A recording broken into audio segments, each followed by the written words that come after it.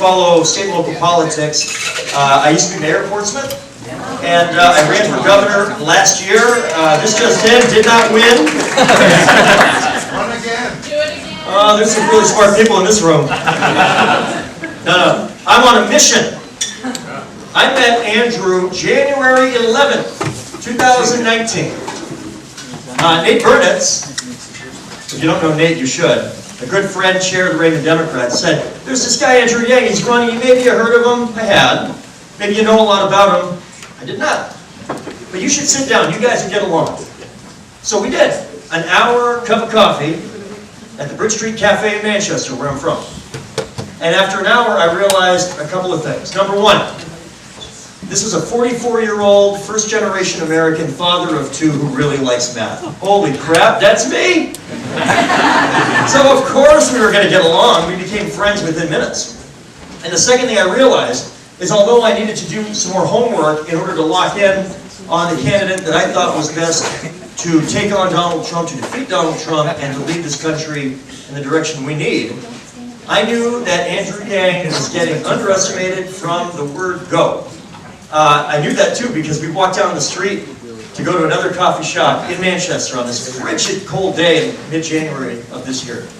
And more folks stopped me to say hi and said, who's your friend? That was good for the ego, you know. Fast forward 11 months. That's not what happens anymore. They ask Andrew, who's your friend? And that would be me. Here's the thing. In March, I did some events with Andrew up north, and then locked in around April 1st. I have never seen, in the nearly 20 years that I've been active in New Hampshire politics, I've been a mayor, and I've run for governor, I've managed gubernatorial and presidential races, congressional races, Manchester kid with family up in Pittsburgh, New Hampshire, who's been an elected official on the Seacoast. I love this state and know this state. I have seen candidates for 20 years in my adult life. I have never seen a candidate with a more diverse, ideologically speaking, more diverse set of supporters and attendees at events. In the Democratic primaries I've been a part of for president, as I do Andrew Yang. So, in late March in Plymouth, after one of these events, I asked somebody who was wearing a Trump shirt, are you aware of the event that you have just witnessed? You are a middle-aged white guy with a Trump shirt who is going bananas for a 44-year-old Asian guy who wants to give everybody $1,000 a month. What the hell are you doing here? And he said, here's the thing. It turns out, after about 3 years of Trump, this guy realizes, that Donald Trump was the wrong answer to the right question. And Andrew Yang is the right answer to the right question. So, the logical thing I need to say next is, what the hell's the right question? Because this is important.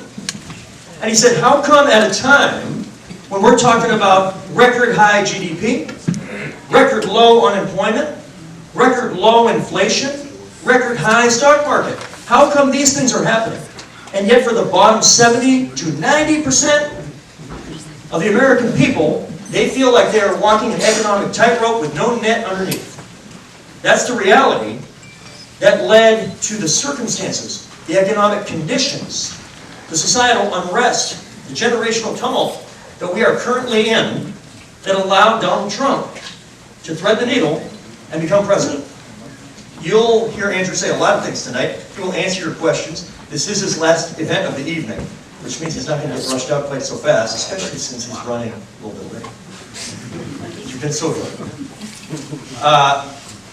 So I don't want to steal all his thunder, but I do have to kill time. You know?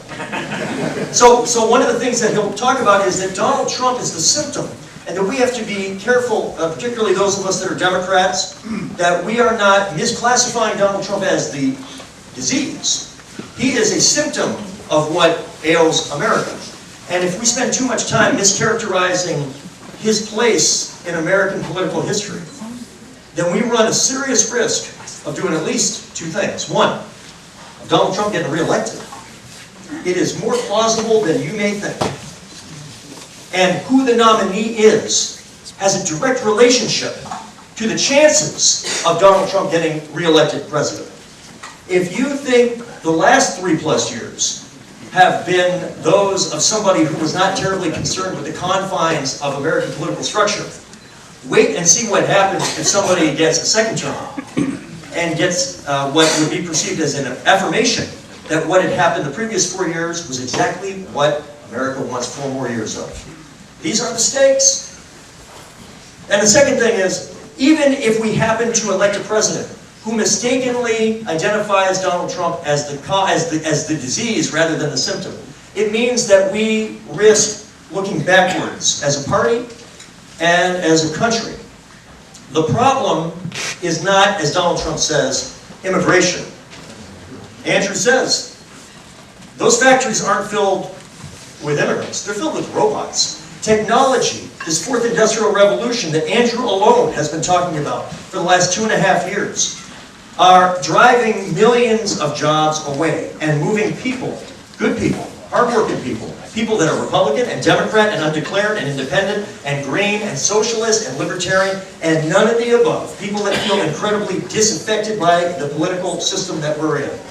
And they recognize that this economy is not working for them. That safety net, that is gone. It has been eviscerated over decades. And we don't have good answers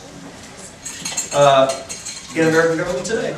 We need to make sure that the Democratic nominee, who I believe will be Andrew Yang, can deliver clarity in that answer. We have to have the right answer for the right question.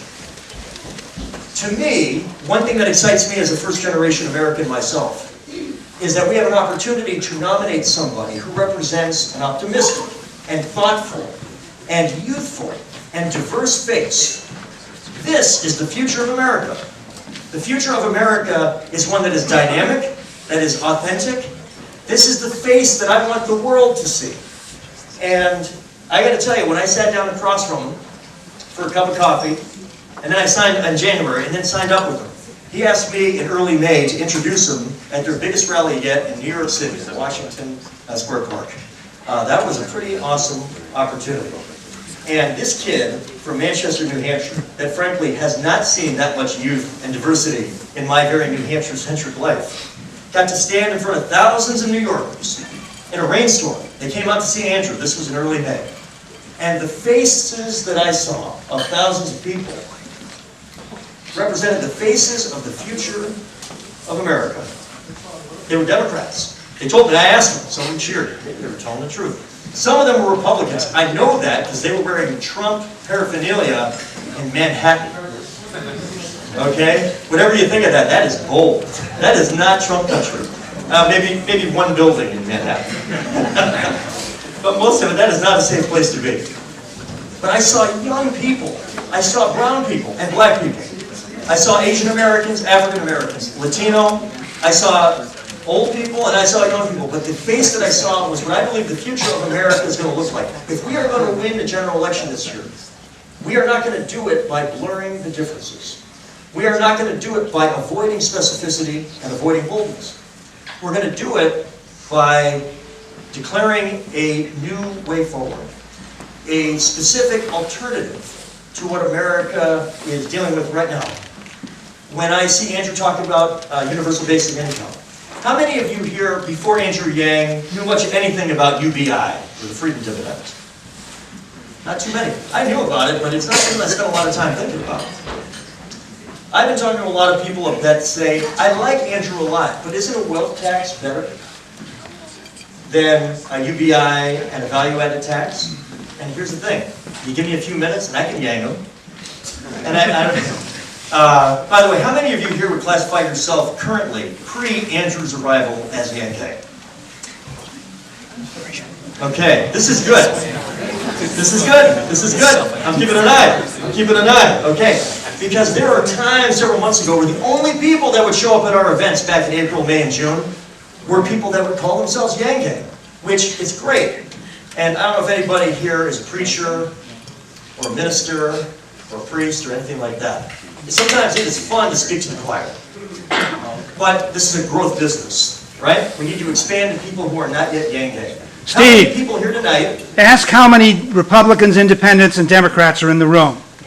That's very good. Give me 1 second here. All right, first, let me ask this. You didn't know you were about to enter quiz phase of the time-killing portion of this program. How many of you here, be honest, we're friends, did not raise your hand when I said, are you already Yankee? Raise your hand, it's all right. Yeah, baby, that's what I like. You know what you are? You all are future Yankee. You don't realize how close you are to becoming part of the Yang Gang. So what is the Yang Gang? Anybody here at the Yang Gang want to tell the folks that aren't yet, that are about to be, what being part of the Yang Gang is? The most wholesome gang in the country. I didn't know what he was going to say, folks. You shouldn't be that much excitement. It truly is. I have never seen a less negative base of supporters, because we figure that everybody's got a shot at becoming part of the Yang Gang eventually. So if you're with another candidate tonight, it's a free country. At least it still is. And that's great. But I also know, as a kid from New Hampshire, I was 10 years old in 1984, and everybody thought Walter Mondale was going to be the Democratic nominee and blow through the primary. He blew through the Iowa caucus. And you all know that in New Hampshire, we do not like reaffirming what the state of Iowa tells the country to do. Some folks are like, oh my God, if we don't finish first in Iowa, we're screwed. And I'm like, hey, this is New Hampshire. Sometimes the worst thing you can do is finish first in Iowa. We think we're going to do well in Iowa, but we're going to do real well here in New Hampshire because this diverse base that was mentioned here. How many of you here are registered Democrats? All right, how many registered Republicans? How many undeclared, independent, never voted before? Yeah, that's New Hampshire right there. All right. If you're comfortable, I'm going to ask, anybody here vote for Donald Trump 4 years ago? All right, it's okay. If you notice, why does Andrew Yang get less time on the debate stage than anybody? Because he's 6 for 6 on getting the least time on the debate stage than anybody. There's the Yang media blackout.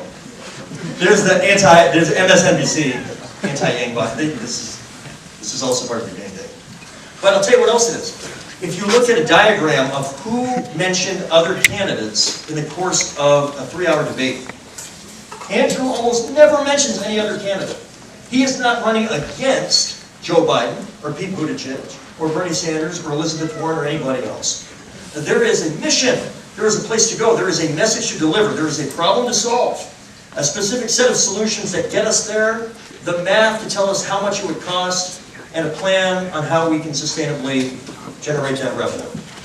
That's Andrew in a nutshell. And it is amazing how many people find that refreshing. It's amazing. I remember I was at the July debate with Andrew in Detroit. I got to help him with debate prep. I got to play Michael Bell. Who knew that my guy that I played was still in the race? He was amazed because he would get 90 seconds to answer a debate question, right? And he would go 70 seconds. God, Jesus, Andrew. These seconds are worth millions of dollars. Like a free airtime. Use your 90. Why did you use 70 seconds when every other political candidate filibusters to turn that 90 seconds into 105 seconds until the ding goes off 4 times and the music comes up like the Academy Awards? How come you go 70? And that's why I love Andrew. Because he said, because I could answer it in 70 seconds. This is not a politician, folks. To go back to 1984, and I think when I heard Andrew, I thought of a young outsider politician that a lot of folks had not heard of in these parts, that was trying to beat a former vice president of the United States. Walter Mondale was a former VP at that time, and the young outsider was a guy named Gary Hart. Gary Hart got crushed in Iowa. Mondale was going to cruise for the nomination. And then something happened in the final month and a half or 2 months leading into it. It turns out that he represented the next generation that could take on, he thought, only way to beat Ronald Reagan in 1984 was going to be with something that was generationally different, stylistically different, that was specific, that had a little bit of nerd in it, a little bit, but that represented a fundamental, clear-eyed, different argument about where the country had to go and specific solutions as to how to get there.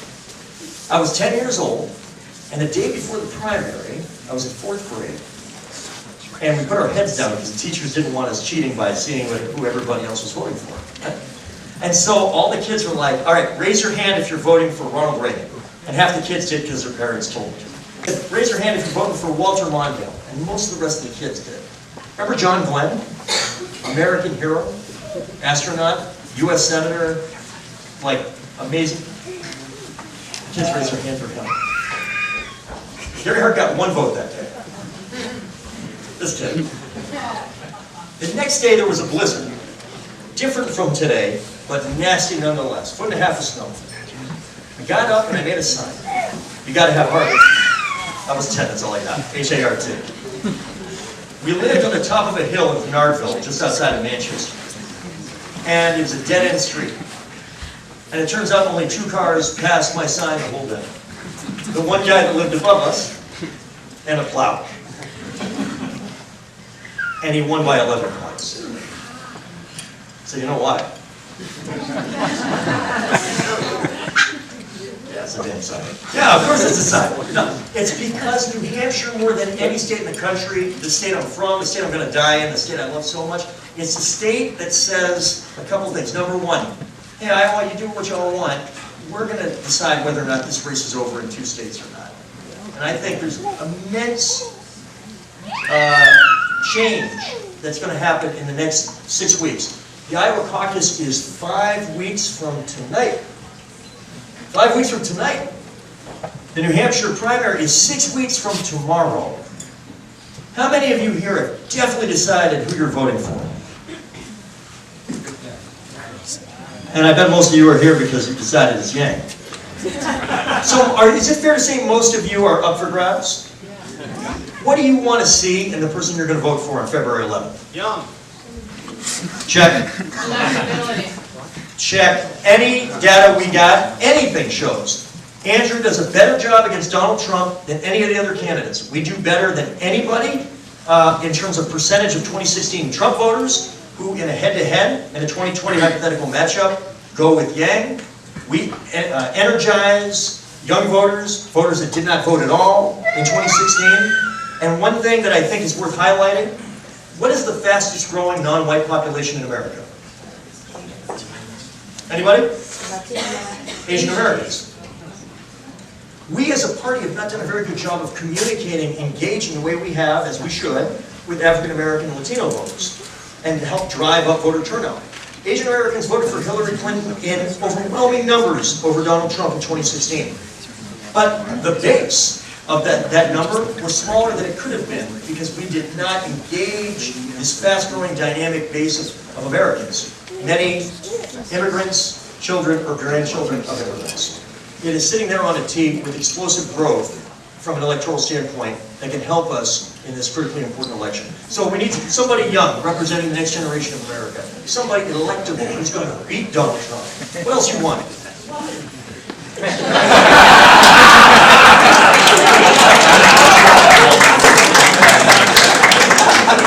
Repeat it. What did she say? A woman. What did they say? A woman. The worst thing I can do is answer. I can't help you on that one. Anything else? Good judgment. Good judgment. I just exercise good judgment. Right there. But We need a nominee with good judgment. That's what a president does. Makes decisions. Do we go to war? Do we want to nominate for this, that, what have you? Good judgment. That's what a president needs most. here's the reality. I mean, this was true as a mayor, as a governor, and as a president in the executive position.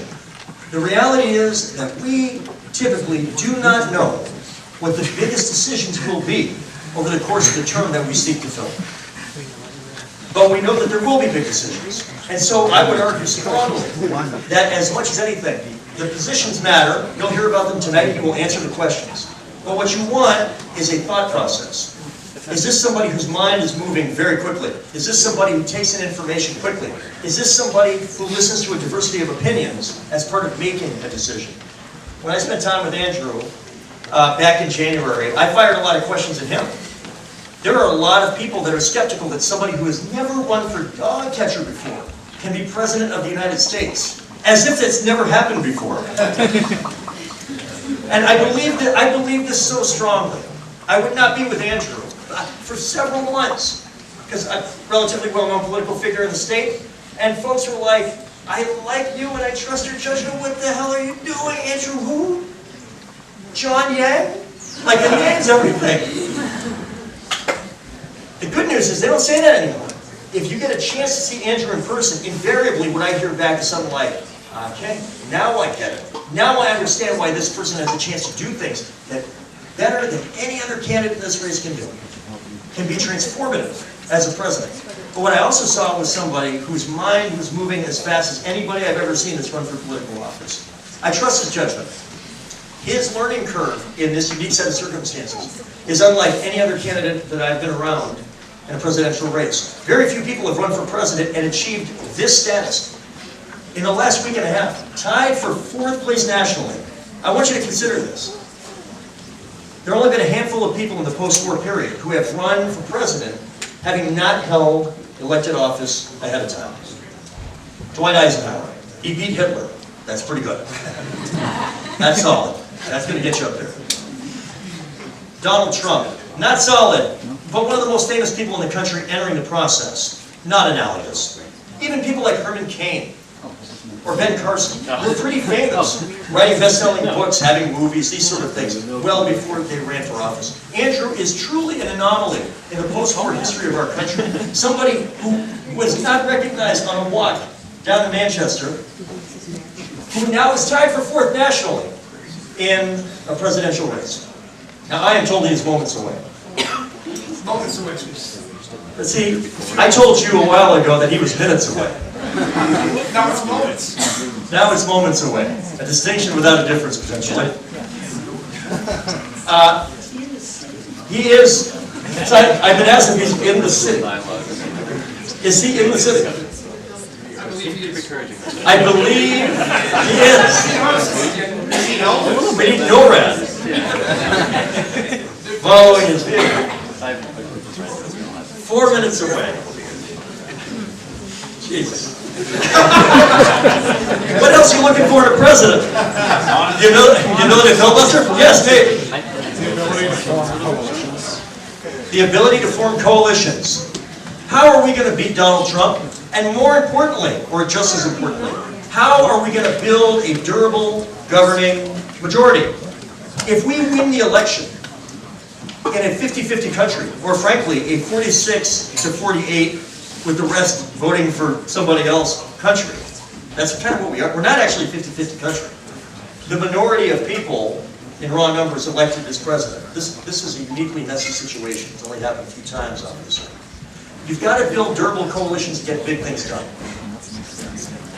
When I look at the freedom dividend, the number of libertarian-leaning Republicans who tell me they like the freedom dividend, giving you $1,000 a month, because they like the fact that what Andrew is saying is he trusts you to know best what to do with that $1,000 a month per 18-year-older in your home.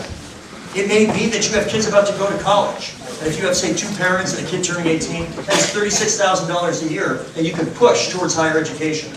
If you need to buy your first home, you can take that money and push it towards the down payment of a home. You can use it as it relates to medical care. You can use it as it relates to needing a new vehicle. There are so many things that you can do with it that in so many ways address the fundamental problems that we hear about in all the Q&A.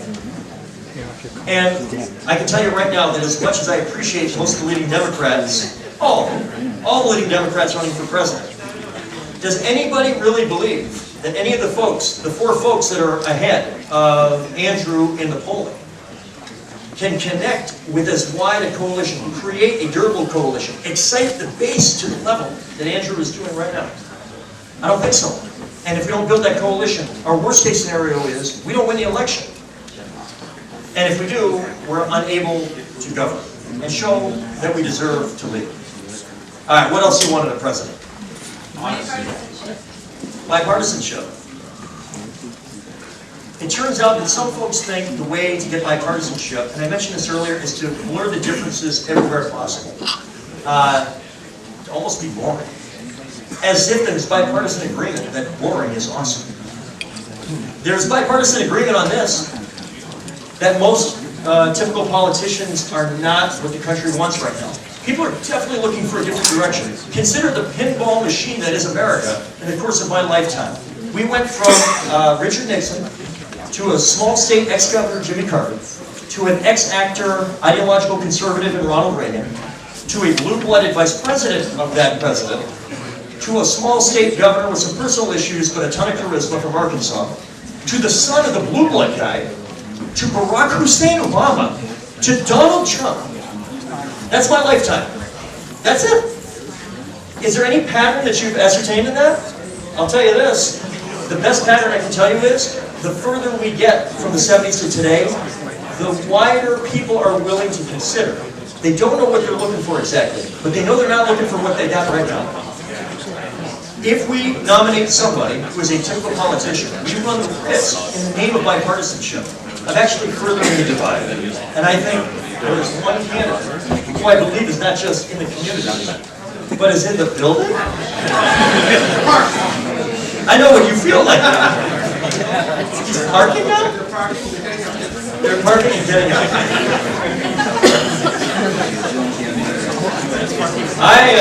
When this is all done, I don't mean like the campaign, I mean like this monologue. I will be at the bar.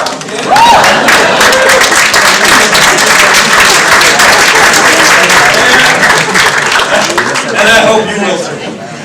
But not until you've agreed to take a volunteer shift and knock on doors, because direct voter contact is the name of the game, if we're going to turn energy into votes and win this primary, because that is the mission. This is not a moral thing. This is about getting the W. I would not be taking as much of my life right now doing what I'm doing, taking some crap early in the year for being with the guy that you hadn't heard of before. If I didn't think he was the best person to be president, the best person to beat Donald Trump, the person that I want my kids a few years from now to be like, all right, my dad was there on the ground floor when he worked for somebody who changed America for the better. For the better. There's a lot of change going on. These are the stakes, and this is why better than we ever have before. At the end of this process, we're going to have to work together. We're going to have to work with each other. We're going to have to stop talking about, I'm not material. I'm not material. Try the prime rib, yeah. I promise I won't say. Oh, no, that, I won't get fired. I don't know if that's true. That's all right. That's all right. That's all right. I think it's moments away. No, seriously. Try a hand. No, that's all right.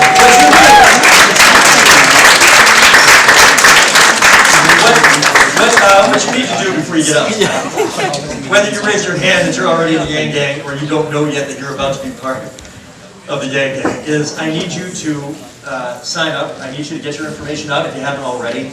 We're knocking on doors. We have 10 offices around the state. We have dozens of staff that are growing every day. We've got an amazing core of volunteers that we need to grow further.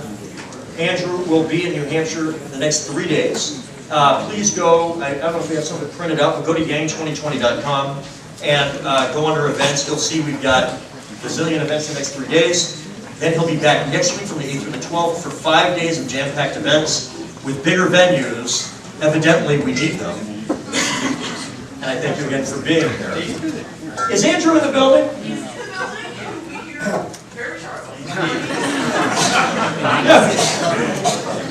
If you haven't seen Bob Costa's interview with Andrew, you can see on YouTube. Bob Costa, it's a tremendous interview. Anybody seen it? It's worth seeing. He asked a million questions and Andrew has got thoughtful, logical, reasonable answers right like that. And he's not just blowing smoke either. Bob Costa interview with Andrew Yang. Oh, Bob Costa. Bob Costa. All right, not the sportscaster. Not the kind of sportscaster. Okay, all right. Thank you. Washington Post. That's right. That's right. All right. I'm told 2 minutes for real. Can I get an amen? Amen. Can I get a louder amen? Amen. Want to do something else? Yang gang? What, those of you that aren't Yang gang yet, what do you need to find out tonight in order to seal the deal? Where he is.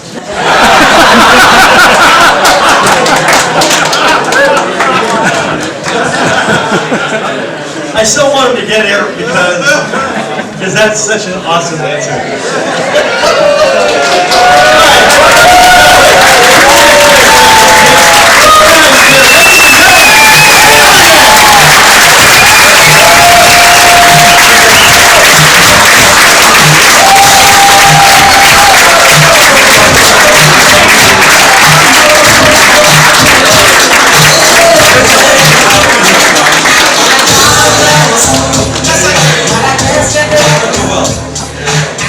Hello, Exeter, New Hampshire!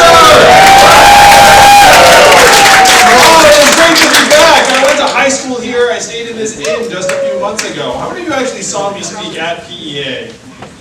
A few of you, I thought. Wow, are you a student there? Yes. Ah, so fun. I graduated from Phillips Exeter in 1992. How many of you knew that? Yes! Wow. And I can 100% affirm that I would never be running for president if I had not attended Exeter. Because I grew up the son of immigrants, and the conversations around the Yang household were not, you're going to run for president someday. And at Exeter, those were also not the conversations. But after Exeter, I went to Brown University. Anyone here do that? Yeah. Really? Awesome. And then I went to New York City and went to law school, became a lawyer. Was an unhappy lawyer for 5 whole months, and then left to start an ill-fated .com. How many of you have started a business or organization? All right, so if you had your hand up, you know 2 things. Number 1, it's much, much harder than anyone ever lets on. And number 2, when someone asks you how it's going, what do you say?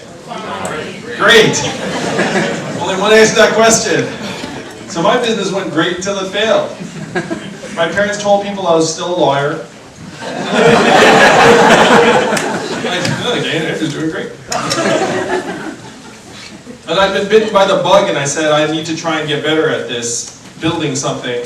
So I worked at another startup, and then another, and then I became the head of an education company that grew to become #1 in the US, and was bought by a bigger company in 2009. Now 2009 was a very tough time in much of the country. Can you believe the financial crisis was 10 years ago?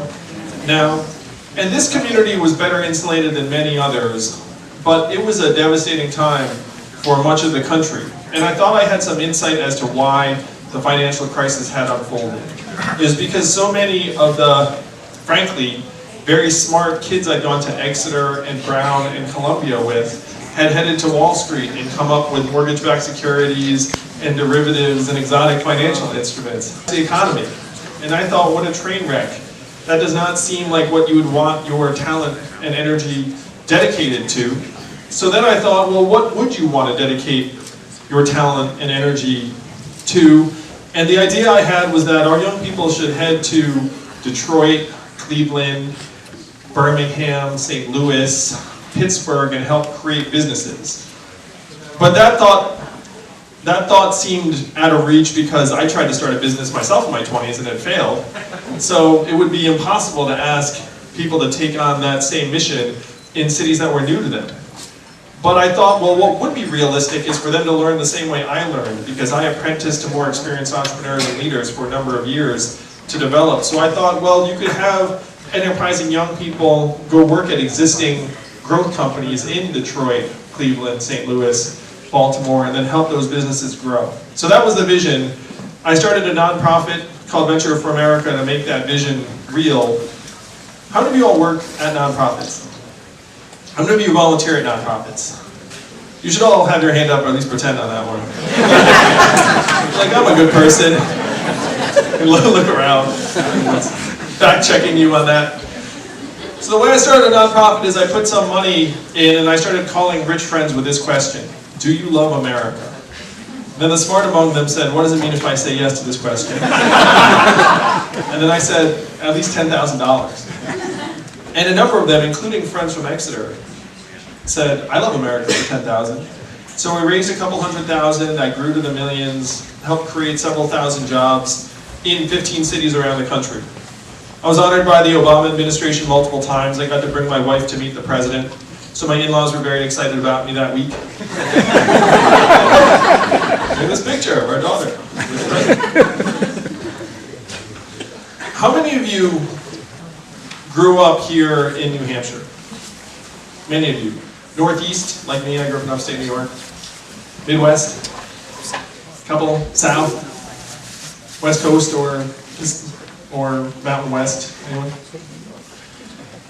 So I grew up in upstate New York and then came here for high school and then Rhode Island for college. I had never been to Ohio, Michigan, Alabama, Louisiana, all these places that Venture for America operated. And I was staggered by the gulf between regions, where if you fly between Michigan and Manhattan or St. Louis and San Francisco, you feel like you're spanning dimensions or decades or ways of life and not just a few time zones. How many of you have had the same sort of experience when you travel other parts of the country? So I was trying to absorb what that felt like, where I was getting clapped on the back and brought to the White House, and I had this sinking feeling where the work I was doing was like pouring water into a bathtub that had a giant hole ripped in the bottom. That things were getting better, not worse, in many, many communities in Ohio and Michigan and Missouri. And then Donald Trump won the election in 2016. How did you all react when that happened? Tears, shock. Roll up. Well, I've never heard of regurgitation, but there are many people who I'm sure had that impulse. I thought his victory was a massive red flag, where tens of millions of our fellow Americans decided that taking a bet on the narcissist reality TV star was the way to go. And though you might have reacted with shock or dismay or disbelief, we all have family members or friends or neighbors who celebrated.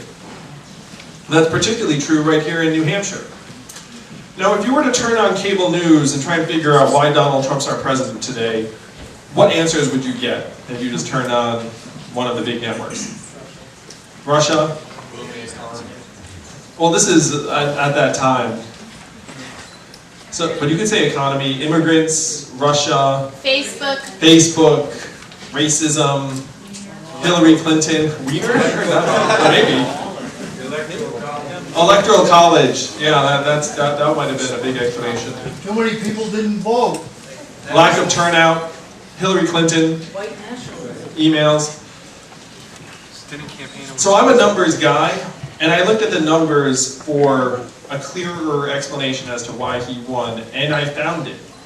We automated away 4 million manufacturing jobs that were primarily based in Ohio, Michigan, Pennsylvania, Wisconsin, Missouri, Iowa, all the swing states that I needed to win, if that list sounds familiar. This happened in New Hampshire too, but it happened earlier in the northern part of the state. I've been to that part of the state. This state lost 12,000 manufacturing jobs over a number of years. And if you go to one of those towns have never come back. Where the plant closed, the shopping center closed, they lost population.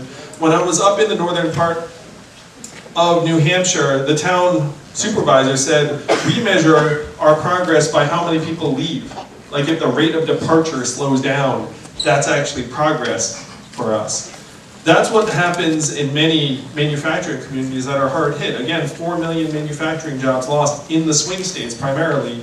And if you doubt this explanation, there's a straight line up between the adoption of industrial automation in a voting area and the movement towards Trump in that area. It's the strongest correlation you can find.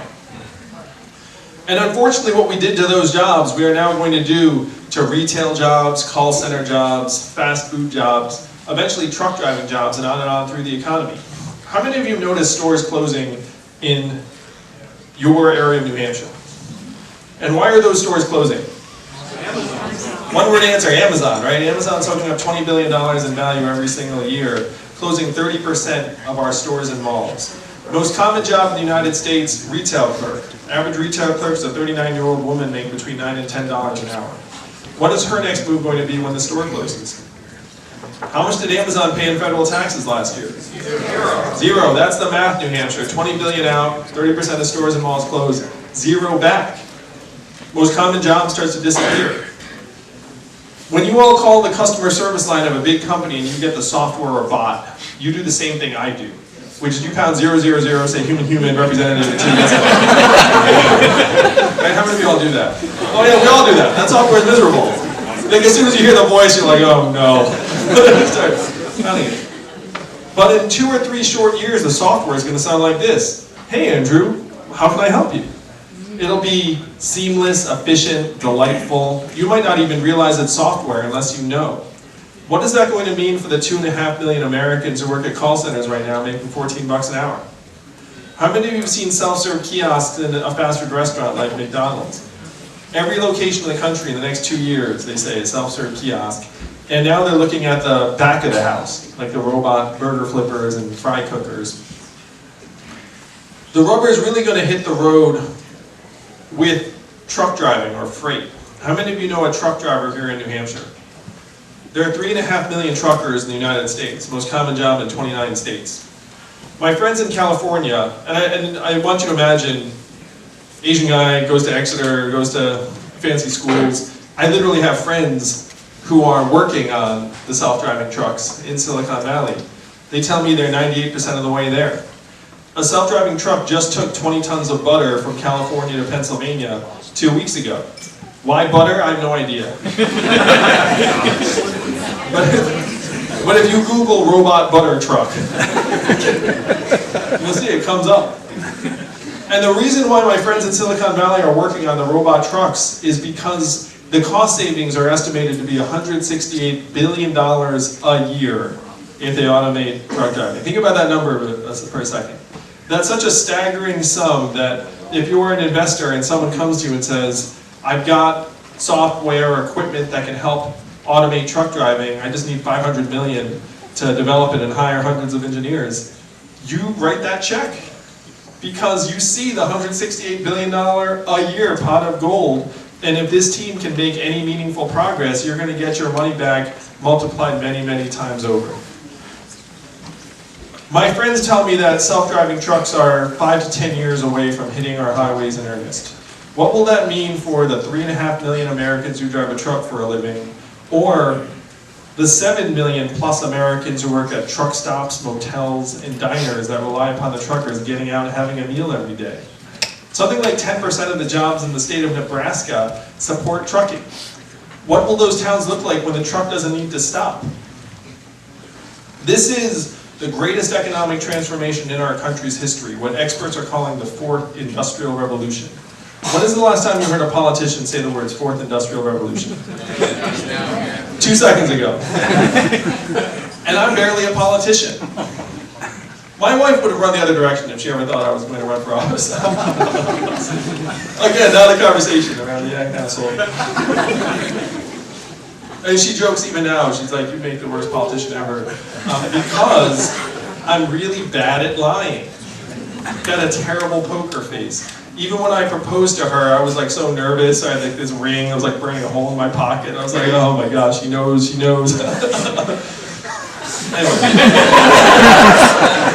What happened? What did happen? So I proposed, and I eventually got a yes. In the same general afternoon period. I'm not sure if I've ever told people this story. I mean, I hope she's not embarrassed by this. But I think her exact reaction to me was, why are you doing this? It's not exactly what you want to hear.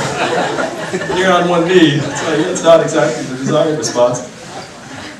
But we got to yes. 2 kids later, happily married anyway.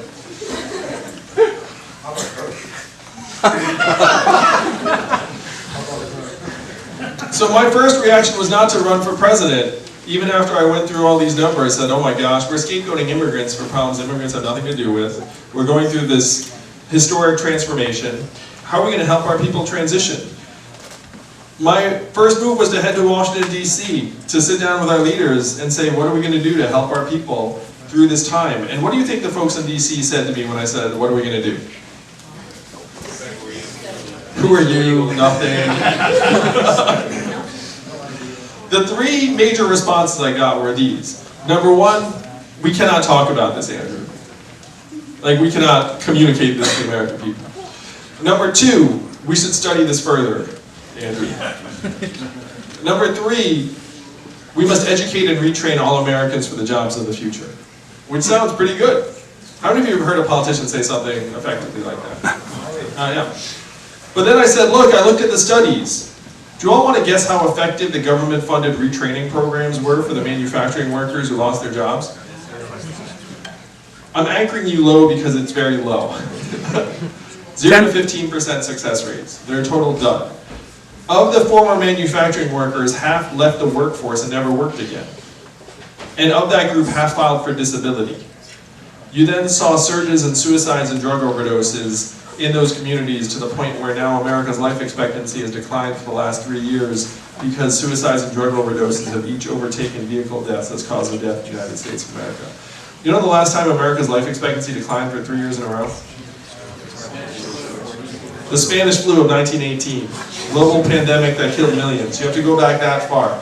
It is highly unusual for life expectancy to ever to decline in a developed country. It only just goes in one direction, right? Because you're getting richer, stronger, healthier, it just keeps creeping up. Highly unusual for it to go down once, and then a second time, and then a third time. Almost unprecedented. You have to go back 100 years. So when I said this to the folks in DC, one of them actually said to me, well, I guess we'll get better at it. And one person in DC said something that brought me here to you all tonight, here in New Hampshire. He said, Andrew, you're in the wrong town. No one here is going to do anything about this, because fundamentally this is a town of followers, not leaders. And the only way we will do something about it is if you were to create a wave in other parts of the country and bring that wave crashing down on our heads. And I said, challenge accepted. I'll be back in 2.5 years. And that was 2 years ago in New Hampshire. And I stand before you tonight.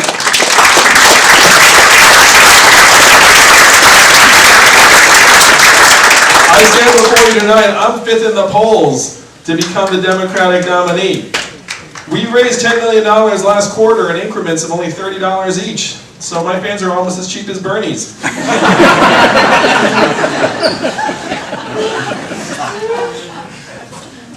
And we are growing because we are laser focused on the real problems that got Donald Trump elected, and we're advancing real solutions.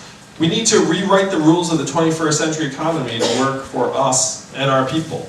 Now, if you're here tonight, and I really appreciate you braving the elements and coming here, I have to say, I have a briefing document anytime I do one of these events, and it said, expected audience, 80 people.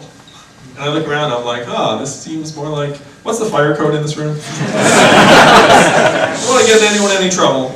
But one of the reasons why I love campaigning here in New Hampshire so much is that you all have the future of the country in your hands.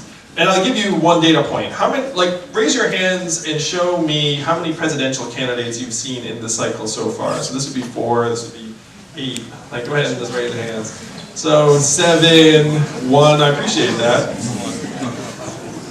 5, 7, more than 5. So the reason why we all come here and stump for your vote is because you all have outsized power and influence in our democracy.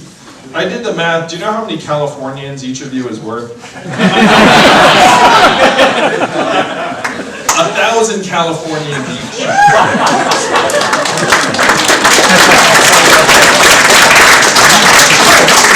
So if you look around this room, there are about 160 of you here. That's like 4 football stadiums full of Californians. That is the power of this room. The power to change the course of history. Just like that. It's one reason it's such a joy to campaign here. Because other Americans look up and they see the pipes just clogged full of money.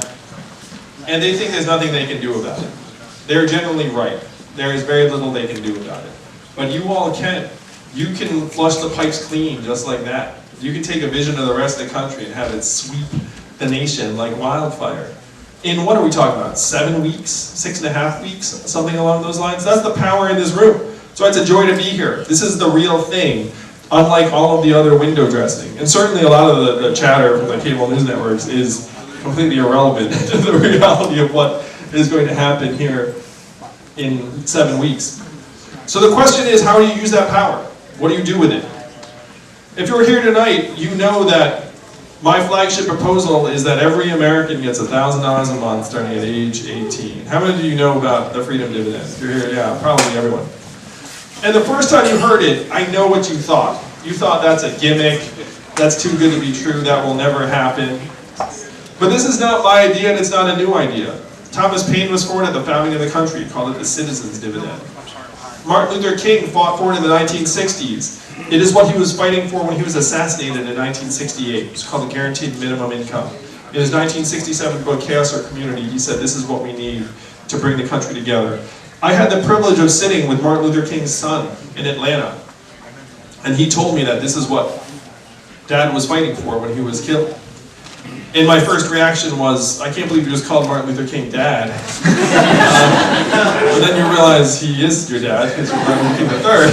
It's like, wow, that's incredible. 1,000 economists endorsed it in the 60s. It passed the US House of Representatives twice in 1971 under Richard Nixon. Family Assistance Plan came this close to being law. And then 11 years later, one state passed a dividend, where now everyone in that state gets between $1,000 and $2,000 a year, no questions asked. And what state is that? Alaska. And how do they pay for it? Oil. And what is the oil of the 21st century? Technology, AI, software, self-driving cars and trucks. A study just came out that said that our data is now worth more than oil. How many of you saw that study? How many of you have access to a Netflix password? There's a documentary called The Great Hack, and it includes that study. How many of you got your data check in the mail last month? We laugh, but where did the data checks go if there's so much value being generated? Facebook. Facebook, Amazon, Google, the mega tech companies that are paying zero or near zero in taxes. Do you see how it's happening, Exeter? This is your job to change it, to make sure that the Amazons of the world pay their fair share. $1 trillion tech company paid zero in taxes. How is that possible? How do they pay less in taxes than everyone here tonight? So what we have to do is we have to get our fair share of every Amazon sale, every Google search, every Facebook ad, every robot truck mile, and then put it into your hands. And of $1,000 a month. We generate this value. Your data is generating tens of billions of dollars worth of value. You're not seeing a dime. One argument I'm making is that our data is still ours, even if we loan it to the tech companies. Am I right? So if anyone's profiting from it, should we not participate in this? Especially because after this $1,000 a month comes into your hands, where would the money go in real life? The community. How much of it would be spent right here in New Hampshire? Most of it, not all of it. You might get your own Netflix password. But most of it would go to car repairs you've been putting off, and daycare expenses, and Little League signups, and local nonprofits, and cultural and religious organizations. This is the trickle-up economy, from our people, our families, and our communities up. This is how we make it so that everyone's included in the 21st century gains that are being generated at almost unimaginable levels underneath our feet. And I see it. I've been there. I've been to the Googles and Amazons. I'm friends with some of the leading technologists in the world, and they tell me that they see what is coming out of the labs in artificial intelligence, and they are deeply concerned about the impact it's going to have on the rest of the country.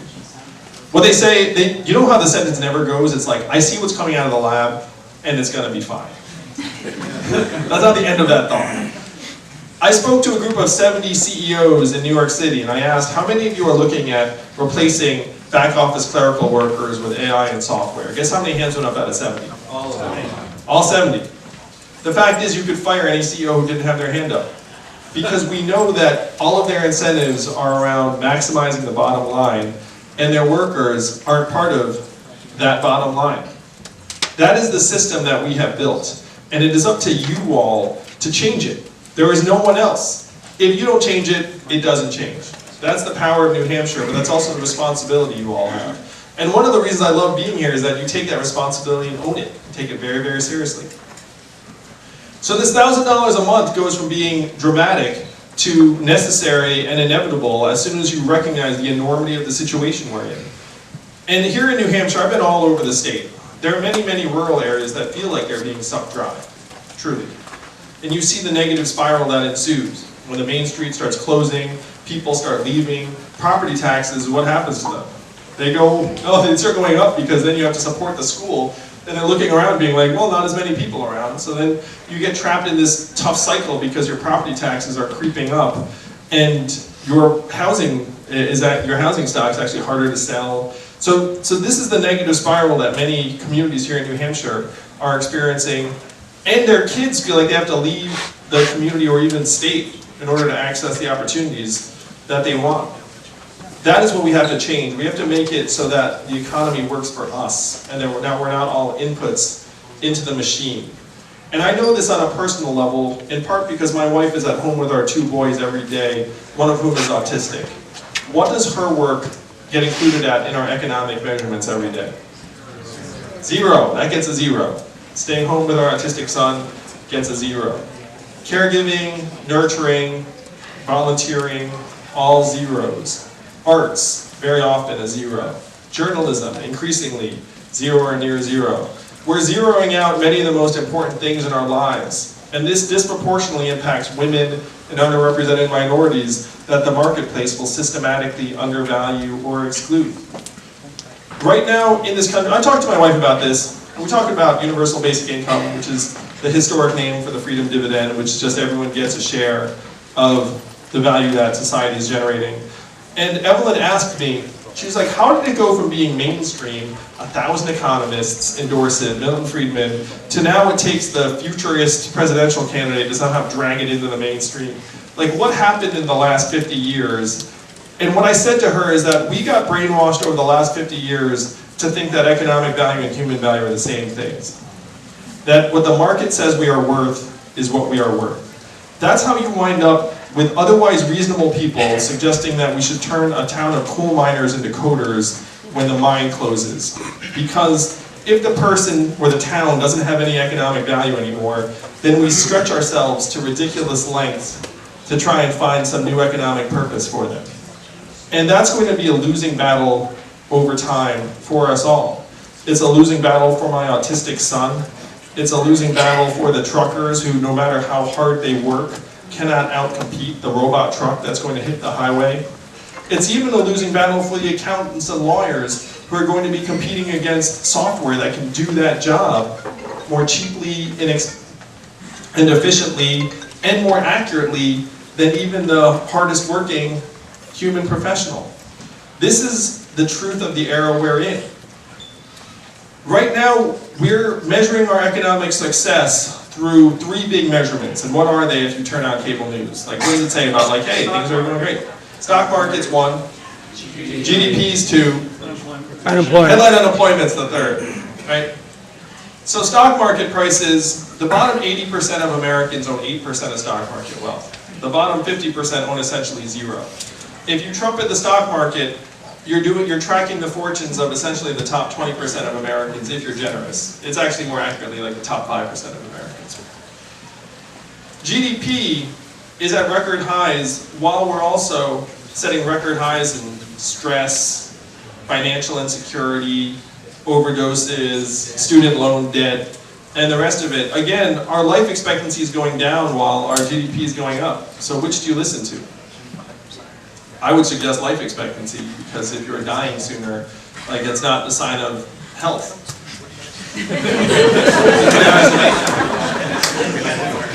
And the headline unemployment rate obscures the fact that millions are dropping out of the workforce, that people are working 2 or 3 jobs to get by, that the majority of new jobs that are created are temp gig or contract jobs that don't have benefits. The fact that if you are a young person who's fortunate enough to graduate from college, you have tens of thousands of dollars in debt, then there's a 40 to 44% chance that you do a job that does not require a degree. So if you're a parent of a college-age person that are coming out and you feel that uncertainty, you're not alone. If you're a young person, we have set you up with massive indebtedness in a very insecure economy in terms of your ability to climb a corporate ladder that may or may not exist. If you're a young person, I apologize to you, because we have left you a mess. We need your help to clean it up. The first thing to do is to acknowledge the crisis state we're in. So if GDP, corporate profits, and headline unemployment rate aren't the right measurements, what would actually get you excited if I said it got better here in Exeter? Health, right? Health and life expectancy, that's pretty core. It's like if I say, hey, you got healthier and you're living longer. Clean air and clean water. If I said we've got more sustainable, our emissions went down, you would be happy about that. Mental health and freedom from substance abuse. Say I got happier. And New Hampshire, unfortunately, is one of the epicenters of the opiate epidemic. 8 Americans are dying of drugs every hour, which is unconscionable. And that was a disease of capitalism run amok. We let some of the drug companies profit to the tune of tens of billions of dollars and kill tens of thousands, even hundreds of thousands of Americans. So these are the measurements that would tell us how we're actually doing. How about childhood success rates? How about proportion of elderly Americans who can retire in quality circumstances? Income and affordability. So these are the things that actually will tell us how we're doing, and as your president, I will update GDP to these measurements. And that sounds like magic, but it's really not. We made up GDP almost 100 years ago. And even the inventor of GDP said this is a terrible measurement of national well-being and we should never use it as that. And that was 100 years ago. Think about that. So now we're following this century-old measurement off a cliff and being like, hey guys, things are going great, look at GDP, while our people are struggling and suffering. Self-driving trucks will be great for GDP. They're going to be terrible for many American communities. So you have to line up the measurements to tell us how we are doing. Donald Trump, in 2016, said he was going to make America great again, and then what did Hillary Clinton say in response? America's already great. Remember that? I know it's been a long 3 years, Exeter. Oh, it's about to end though. We're going to end it, am I right?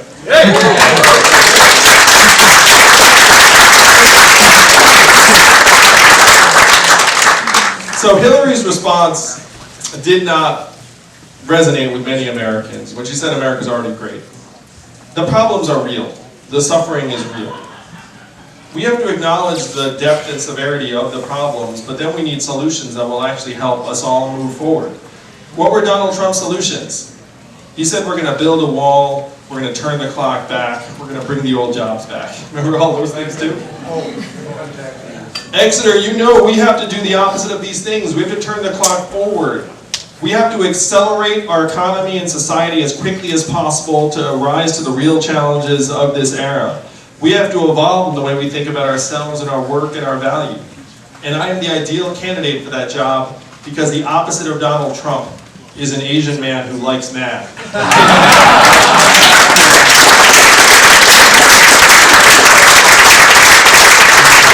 Now, most of you may not know this. Math is an acronym. What does it stand for? Make America think harder. Make America think harder. That's right. We have to identify the real problems and adopt real solutions. I feel like this is the right place for that. I feel like Exeter is a very smart town. Maybe in part because most of the time when I was here I just had my nose in the book. Just trying to smarten up myself.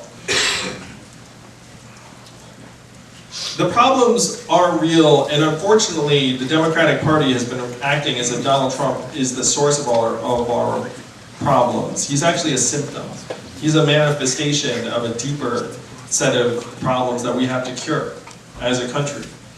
The Democratic Party, in my mind, should have had a real period of soul-searching when Donald Trump won. It's like, how the heck did we lose to this guy? How the heck did tens of millions of Americans decide to head this direction? And a lot of it is that the feedback mechanism between the people in DC has broken down. Many people throughout the country don't feel like government is working for them, for us. And that's not a crazy feeling. Some of you might have that feeling too. The feedback mechanism is breaking down. The fact is that Washington, D.C. today is the richest city in our country. What do they produce? Gridlock. Unclear. Produce a lot of wealth though, somehow. Our politicians in D.C. succeed whether we succeed or fail. And that is the feeling that is driving many people towards Donald Trump. We have to restore that feedback mechanism by saying, look, the government is going to activate resources and put them into our hands. We're going to trust our people. We're going to build the trickle-up economy. I'm a parent, like many of you. Raise your hand if you're a parent. Oh. So if you're a parent, like me, you've had this sense of unease. Maybe you've even been afraid to express it. If you were born in the United States of America in the 1940s, which some of you might have been, though, you look great. I mean, I don't know. 40s. You have math.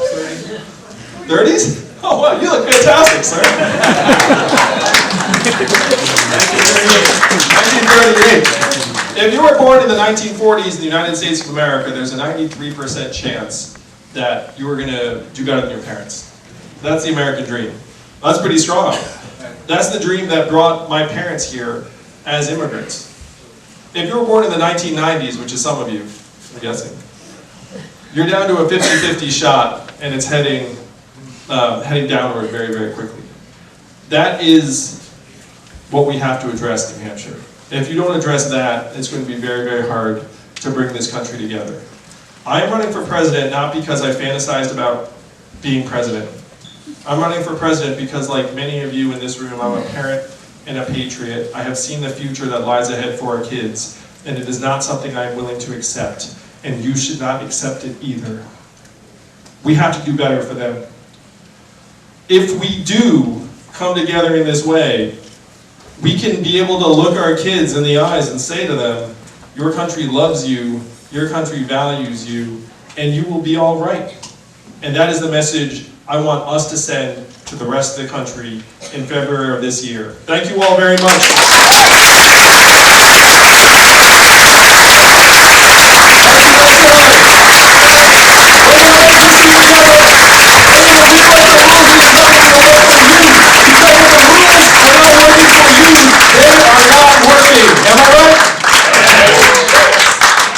I love it. I love being here so much.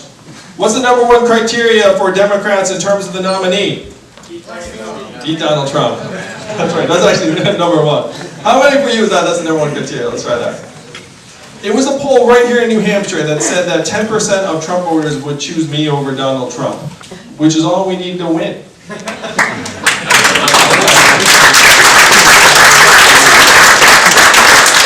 All the Dems and progressives together, and then you peel off independents and libertarians and 10% of Trump voters, we win this thing in a landslide.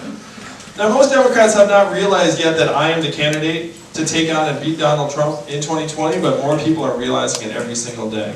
It's a beautiful feeling. One survey came out that said that 18% of college Republicans would choose me over Trump. Think about that. It's us plus 10 to 18% of Trump voters, and we're going to knock him out so bad. It's going to be a landslide, and it has to start right here in New Hampshire in the next number of weeks. I love you guys. Would love to take some questions. Thank you all so much.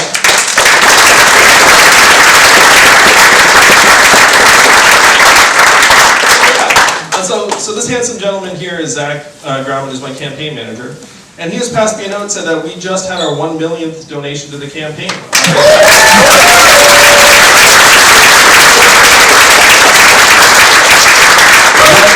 it someone in this room? Were you on the phone while I was talking?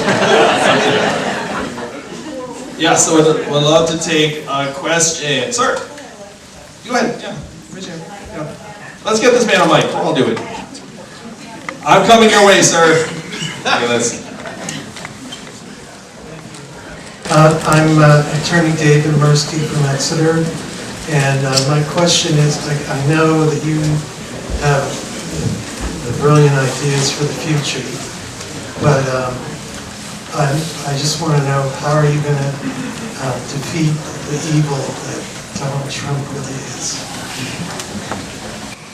Thank you, David.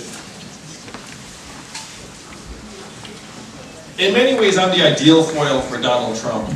And if you look at the candidates, he has messed with every single candidate in the field except for me, because I'm better at the internet than he is. And a lot of his strongest attacks don't work on me at all, because what does he do? He caricatures his opponents as DC insiders and creatures. I'm another outsider, but unlike him, I want to solve the problems of the American people and improve our way of life. So I can draw in, again, 10% plus of Donald Trump voters who don't like DC very much. And as a Democratic nominee, all the Democrats are going to be obviously super excited. A survey just came out that said I am among the least disappointing nominees. This is like an incredibly important stat, because they surveyed thousands of Dems and like lined all the Dems up. and said, who would you be disappointed in and the least disappointed in? And I was among the least disappointed. Which means that the turnout is going to be high because people will get behind me, and then I'll get, again, the 10 to 18% of Trump voters. And can you imagine me debating him? That one of the things I can do more effectively than the other candidates is I can make him seem completely ridiculous.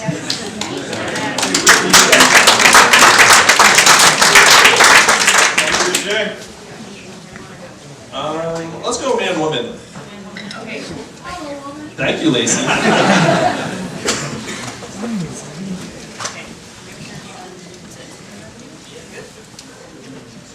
How would the freedom dividend affect those on Social Security? It stacks on top of Social Security. So I would increase the income of every Social Security recipient right now by $1,000 a month. And that seems, again, too good to be true, but I've talked to hundreds, thousands of Americans who are receiving Social Security, and a couple things became very clear. Number one, it's impossible to retire on Social Security alone. Number two, Social Security benefits are different depending upon whether you had to take time off from work, often to parent a child. So in many families, the mom is getting less in Social Security benefits. Number three, millions of Americans are facing essentially never retiring because they have to work until the day they die because they can't afford to stop. And if you look at the demographics, you see that we have to reformat our economy around caring for our aging relatives, but we don't have the economic resources in place to do so. So that's what this $1,000 a month can do for our society. It can enable Americans to retire with dignity, because you have $1,000 plus Social Security, then you're talking. And then we can put actual resources in work to take care of people as they age gracefully, instead of right now. I have no desire to go to a convenience store and see a senior citizen working until the day they die. That should be a teenager working for beer money, am I right?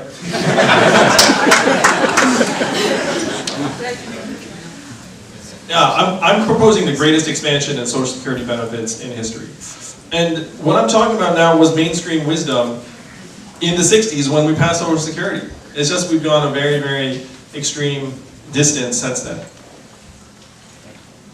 Andrew, you have a lot of good ideas about campaign finance reform, and it's one of the most important things to me. You have a broken... Talking to the mic. Thank you. Can't hear you. So, what would you do to fix our broken campaign finance reform, and what hurdles do you think you will face when you try to do that? I love this question so much, because this is one reason why Americans have lost complete faith in government. Again, millions of dollars of lobbyist cash is clogging the pipes, and you feel like your vote doesn't matter. There was a joke headline that said Americans should hire our own lobbyist, because that's the only way we would actually get anything done. It's like, I represent the American people. So most every Democrat will say we need to overturn Citizens United, which is correct. We do need to do that. But the fact is, corporate money had overtaken our government before Citizens United, and Citizens United just made it more extreme. So what we have to do is we have to unify the people and the money. And I said this on the debate stage in LA. Fewer than 5% of Americans donate to political candidates or campaigns right now. So my proposal is to give every American 100 democracy dollars, use it or lose it, that you can give to any candidate or campaign that you want. That would get the donate rate from 5% to what? What do you think? 60 or 70. Americans are pretty lazy, so we're going to hit $50. A lot of people will be like, I can't be bothered. But you could get it up to 60%, and if you got it to 60%, you would wash out the lobbyist cash by a factor of 4 or 5 to 1. And then if a person was running for office and got 10,000 people behind them, that's $1 million in financing. And then if the lobbyist comes along and says, I've got $25,000 for you, you could be like, pass, because I'm getting $1 million from the people, I'm going to represent them. So that is something that is bipartisan, because many Republicans don't love, well, I shouldn't stretch, I mean, a lot of Republicans are in the pocket of these companies. Yeah. I mean, a lot of Dems too, unfortunately.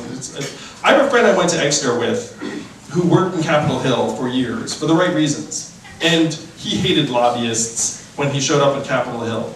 What is he today, 15 years later? Lobbyists, yeah, you know the drill.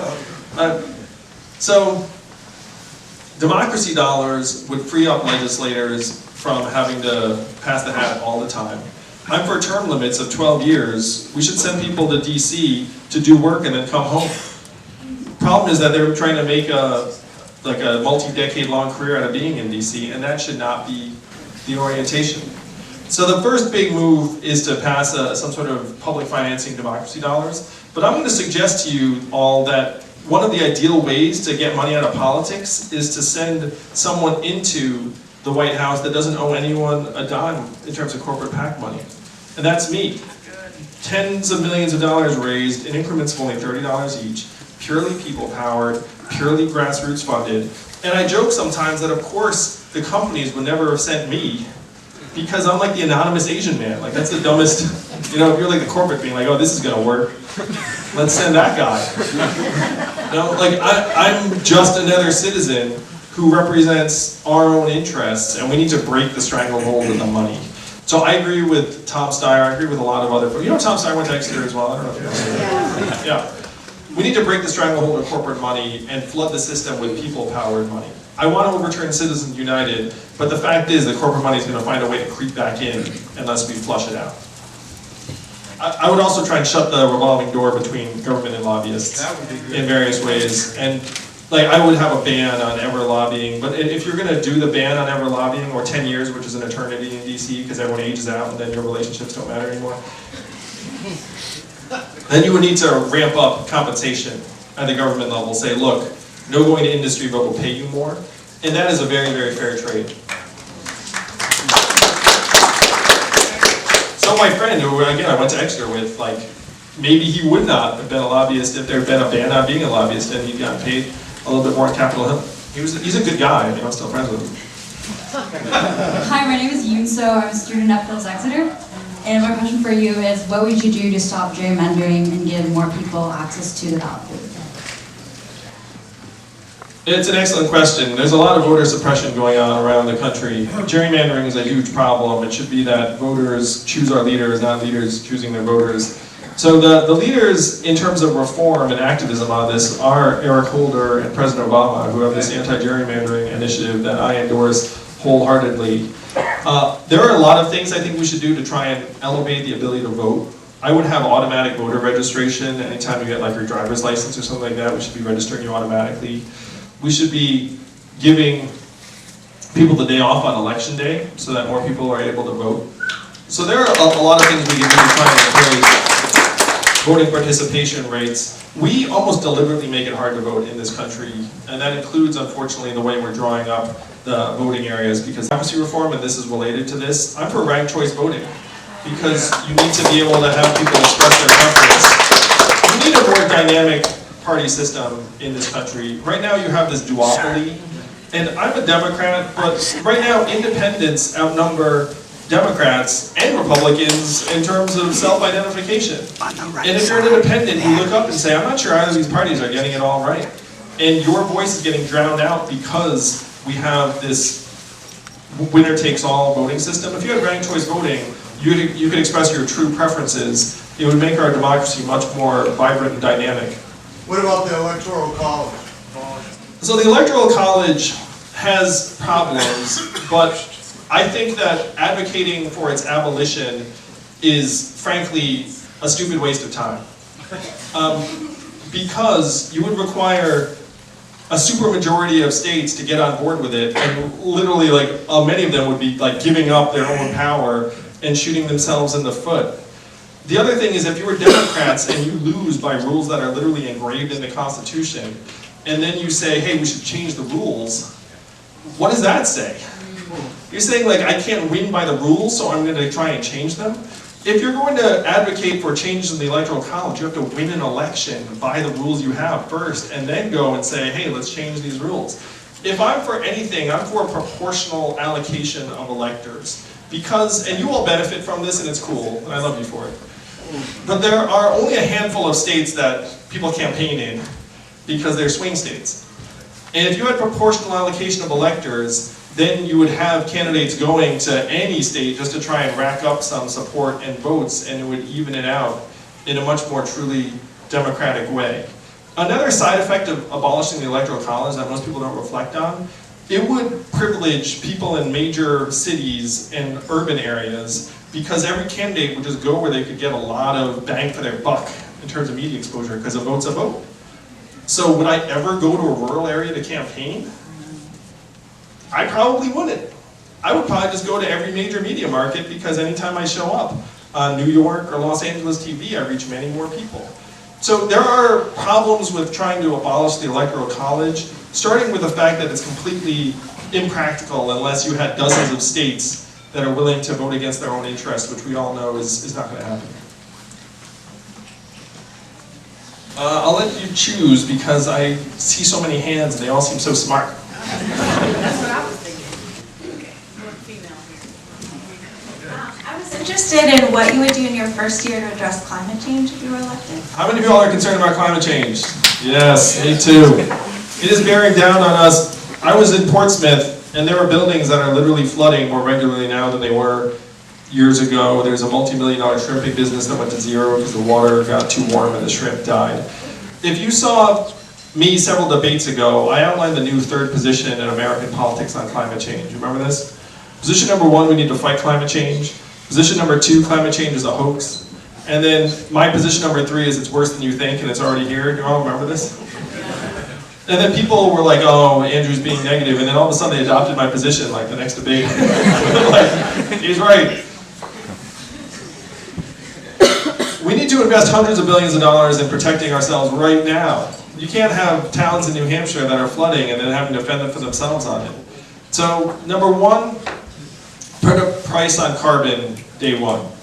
If you're polluting, you have to have that cost built into your bottom line in the business. And that would give us tons of resources to try and move towards wind and solar, and it would make the companies that are polluting have to become much more efficient or pay big bucks into the system. Climate change action and financial insecurity, in my mind, are tied together. Because right now, 78% of Americans are living paycheck to paycheck. Almost half can't afford an unexpected $500 bill. So if you go to them and say, we need to fight climate change, what is their reaction? Can't afford it. Can't afford it. I'm worried about next month. You know, like years from now, has to wait. And then what's the next natural reaction? It's probably not going to be so bad anyway, or like maybe they're just hyping it up. We have to get the boot off of people's throats so that they actually can focus on the bigger problems instead of just putting one foot in front of the other.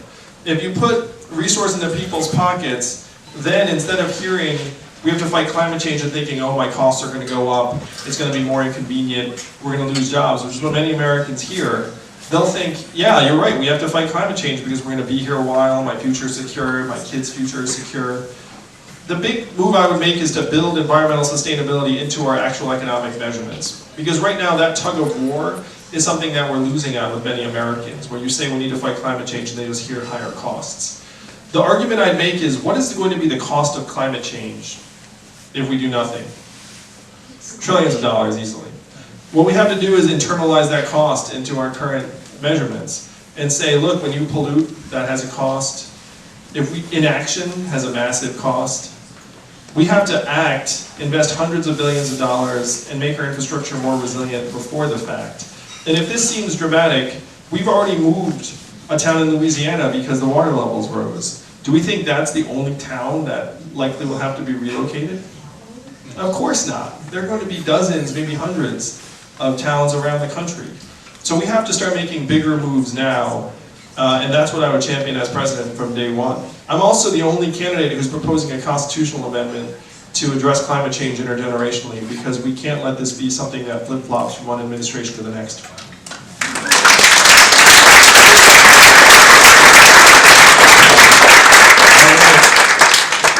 I'm going to be the bad guy. Thank you guys for your patience. We're going to take one more question. And then, this is very important, the selfie line. If you decided to plant yourself here earlier this evening, you won the lottery. Because we're going to have the line go this way, we'll be very smooth and efficient. Get the pictures, get the selfies, and appreciate how long you've waited here tonight. So, one more question. How are you going to do this? All right. Shout out. Give me an even number between 1 and 3. 3. 2.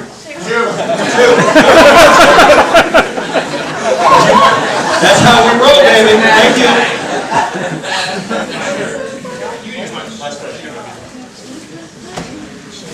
Mr. Yang. My name is John, and I'm with the Partnership to Protect Our Retirement Future.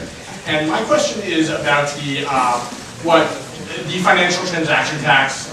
We like to call it the retirement tax because it would really hurt a lot of people. While it sounds good on paper, it would hurt a lot of just middle-class people. It would really, it would hit all 401ks, 403bs. It would hit anybody with a 529, and it would really hit pensions, any pension funds. So I was just wondering, do you have a position on it? And that's it.